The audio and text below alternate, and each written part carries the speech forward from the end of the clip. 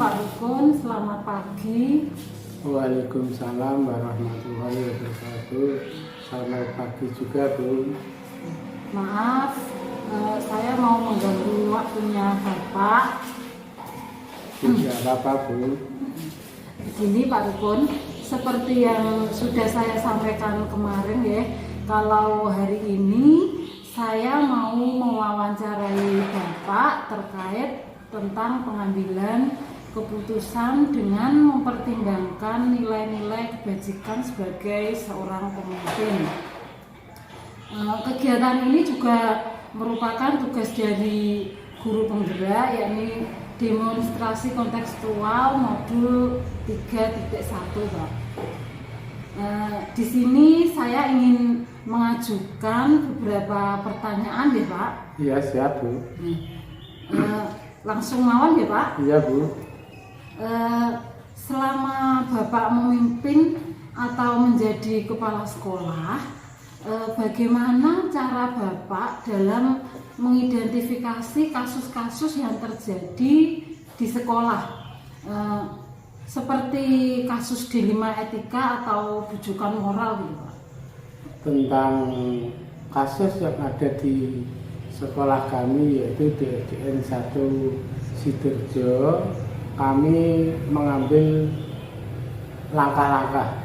Ada 9 langkah, yaitu yang pertama, mengenali nilai-nilai yang bertentangan dalam situasi untuk kasus yang sama.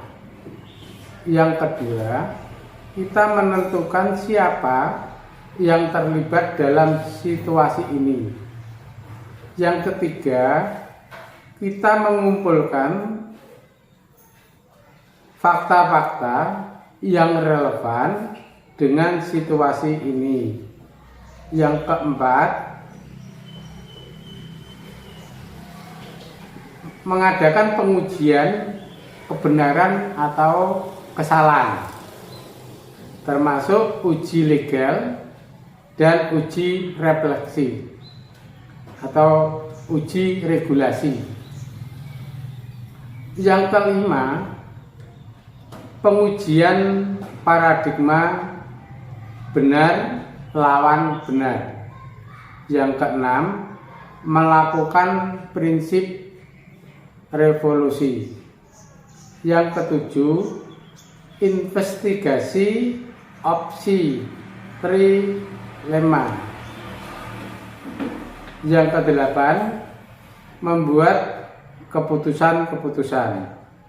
Yang kesembilan, yaitu melihat lagi keputusan dan direfleksikan. Itu untuk jawaban saya. Berarti 9 langkah untuk mengatasi kasus dilema etika itu ya, Pak? Iya, betul. Yang ada di SDN 1 Sidoarjo. Kemudian selama Bapak memimpin, bagaimana cara Bapak dalam menjalankan pengambilan keputusan di sekolah, ya, terutama itu pada kasus-kasus yang mengandung dua kepentingan yang sama-sama benar atau sama-sama mengandung nilai kebajikan, Bapak? Untuk kita gunakan dalam pengambilan keputusan dengan langkah atau dengan 4 paradigma. Paradigma yang pertama yaitu paradigma individu lawan masyarakat. Yang kedua, paradigma rasa keadilan lawan kasihan.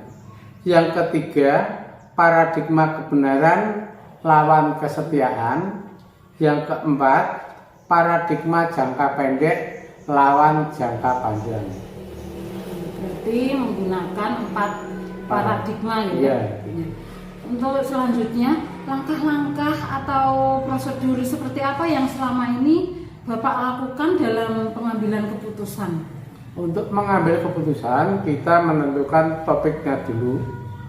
Dari topik itu kita tentukan terlebih dahulu, kemudian kita menentukan tujuan, terus mengumpulkan informasi dan mencari sumber-sumber permasalahan. Yang selanjutnya kita mengumpulkan informasi, kemudian membuat kerangka teks, dilanjutkan mengembangkan kalimat dengan memperhatikan kaidah-kaidah. Jadi ada topik, ada tujuannya, ya, ada mengumpulkan data-datanya, ya Pak. Iya. Kemudian hal-hal seperti apa yang mungkin selama ini Bapak anggap efektif ya dalam pengambilan keputusan pada kasus-kasus dilema etika ini, Pak? Kita keputusan yang dibuat dengan baik dan benar dapat diimplementasikan dengan baik kasus etika. Berarti mengimplementasikan ya Pak? Iya, dengan implementasi kasus atau etika. Kemudian hal-hal seperti apa yang mungkin selama ini Bapak anggap efektif ya dalam pengambilan keputusan pada kasus-kasus dilema etika ini, Pak? Kita keputusan yang dibuat dengan baik dan benar dapat diimplementasikan dengan baik kasus etika. Berarti mengimplementasikan ya Pak? Iya, dengan implementasi kasus atau etika. Kemudian hal-hal apa saja yang selama ini merupakan tantangan Pak dalam pengambilan keputusan pada kasus-kasus dilema etika? Tantangannya itu apa Pak? Ya, tantangan dilema etika itu ada beberapa hal. Yang pertama, individu lawan etika, individu lawan masyarakat. Yang kedua, rasa keadilan lawan rasa kasihan. Yang ketiga, kebenaran lawan kesetiaan. Yang keempat, jangka pendek lawan jangka panjang. Yang kelima yaitu berpikir berbasis akhir. Kemudian apa Bapak memiliki sebuah tata kala atau misalnya jadwal tertentu gitu Pak dalam sebuah penyelesaian kasus dilema etika?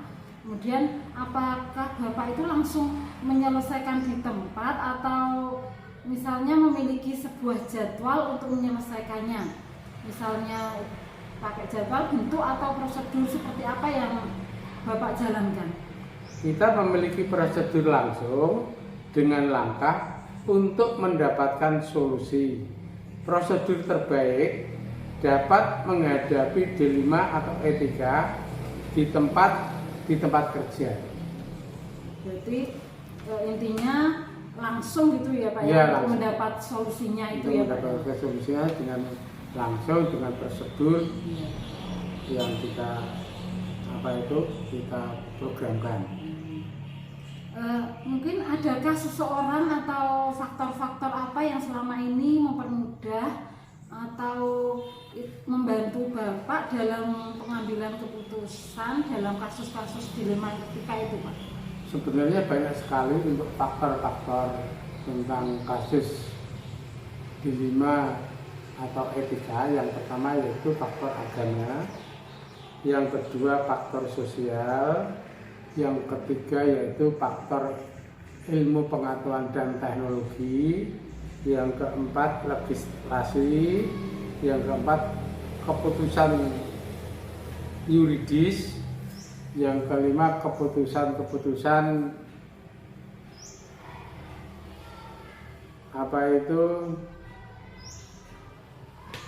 pekerjaan dan banyak lagi, dan itu kalau kita sebutkan lebih dari 50. Berarti dilihat dari agamanya, berarti sosial, terus ipteknya, ya, terus keputusan yuridis juga ya Pak? Iya betul. Juga, Pak. Dan dari semua yang telah Bapak Rukun sampaikan, mungkin ada pembelajaran apa yang Bapak petik dari pengalaman Bapak mengambil keputusan dilema etika itu sendiri? Untuk mengambil keputusan yang kita ambil itu berdasarkan prinsip, yaitu melakukan demi kebaikan untuk orang banyak. Yang kedua, kita menjunjung tinggi nilai-nilai pada prinsip dalam diri kita. Yang ketiga, kita melakukan apa yang kita harapkan kepada orang lain atau kepada orang banyak, kita lakukan pada diri kita. Ya, berarti berdasarkan prinsipnya, terus apa tadi menjunjung tinggi nilai-nilai yang ada pada diri kita ya Pak. Terus terima kasih Bapak atas waktunya. Sama-sama Bu. Pembicaraan kita hari ini luar biasa sekali Pak. Terima kasih, semoga apa yang kita diskusikan di sini bisa kita tindak lanjuti dan harapan kita ada peningkatan. Ya, hari ini saya bisa belajar banyak dari pengalaman dan pengetahuan dari penjenengan selama menjadi kepala sekolah ya Pak. Ya, Bu. Semoga apa yang kita bicarakan hari ini bisa membawa masukan yang baik dan positif ke depannya untuk saya pribadinya Pak Rukun. Amin. Saya mengucapkan banyak terima kasih kepada Pak Haji Rukun yang sudah berkenan untuk saya wawancarai hari ini. Misalnya kalau ada tutur kata saya yang kurang berkenan di hati Bapak, saya mohon maaf yang sebesar-besarnya ya Pak. Wajar, kita sebagai manusia sering bergaul, mungkin ada kekilapan baik itu disengaja maupun tidak, kita wajar. Yang penting kita saling istilahnya mengoreksi diri apabila ada kesalahan, perlu kita kita koreksi sendiri dan kita perbaiki lagi. Terima kasih atas Sama-sama, waktunya, mohon bimbingannya ya Pak Rukun. Siap untuk istilahnya sharing.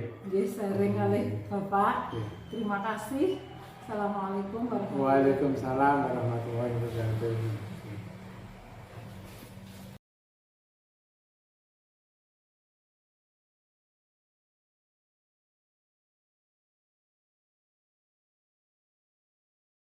Assalamualaikum Bu Siwi, selamat pagi. Waalaikumsalam, sebenarnya Mbak, selamat pagi. Maaf Bu Siwi mau mengganggu waktunya sebentar ya. Nggih, mboten napa-napa. Monggo napa ingkang saged kawula bantu kangge Mbak Hit.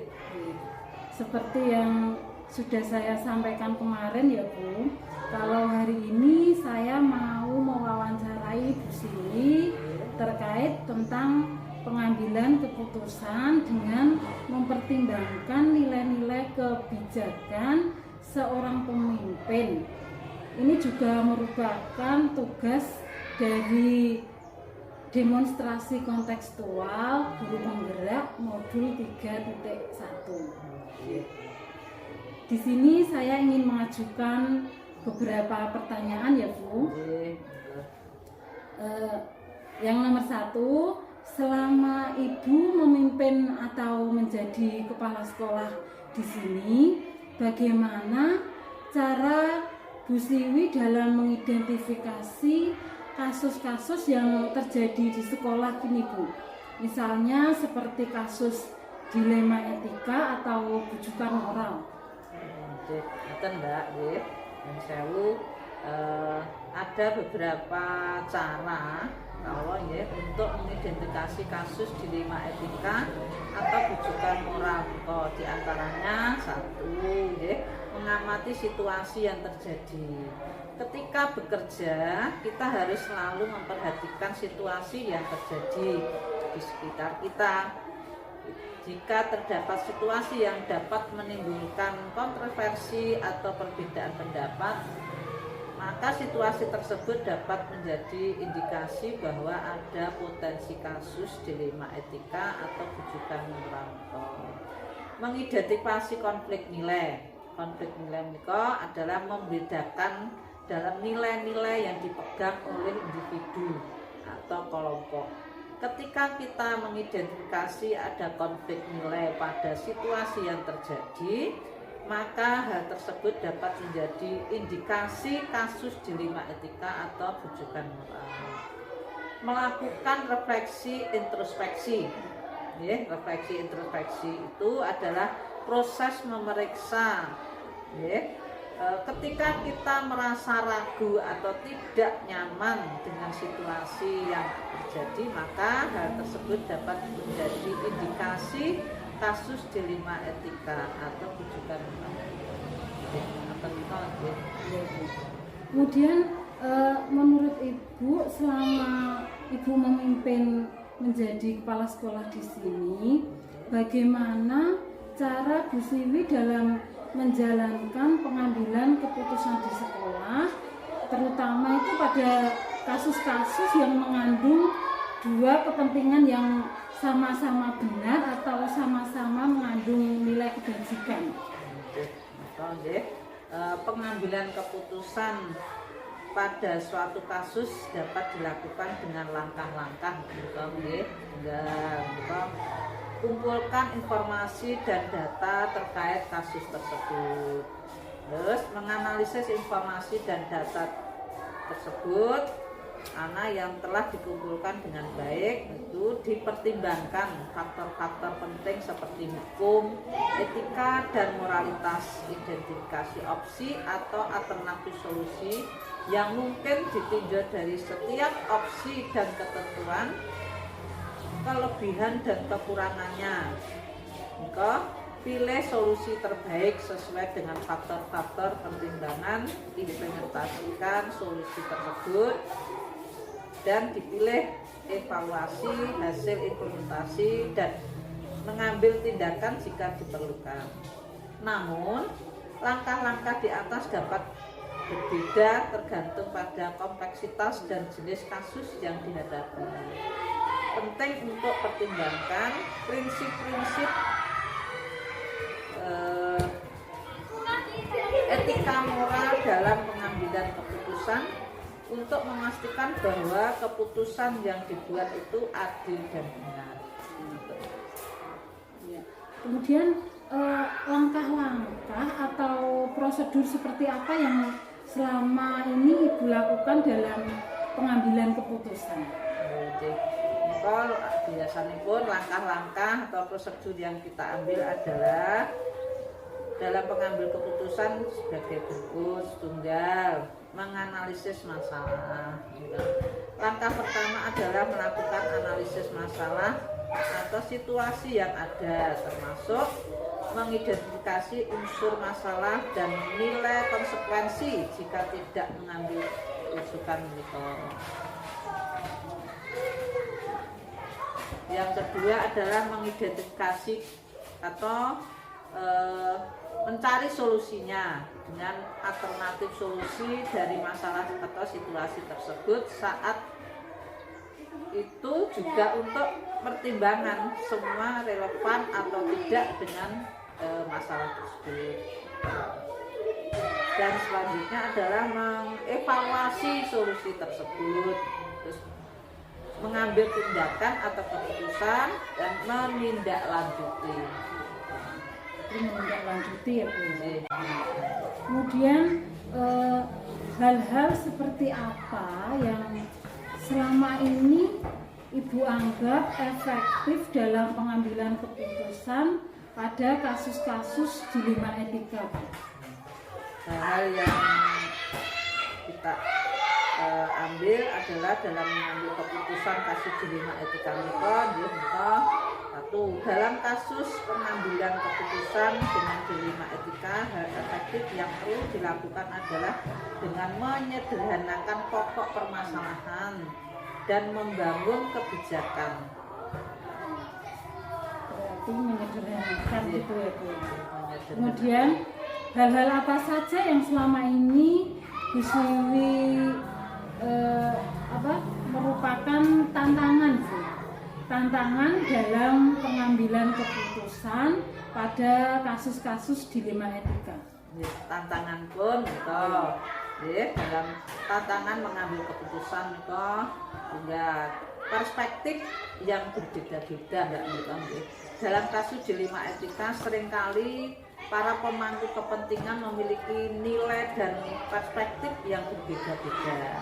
Hal ini dapat membuat pengambil keputusan menjadi sulit karena sulit untuk menentukan solusi yang memenuhi kebutuhan dan kepentingan semua pihak yang terkait.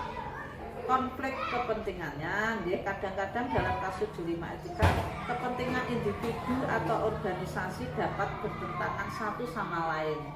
Hal ini dapat membuat pengambilan keputusan menjadi sulit karena sulit untuk menentukan antara kepentingan yang bersaing, keterbatasan informasi, dalam beberapa kasus dilema etika, informasi yang tersedia mungkin terbatas atau tidak jelas. Hal ini dapat membuat pengambil keputusan menjadi sulit untuk membuat keputusan yang benar tanpa informasi yang cukup.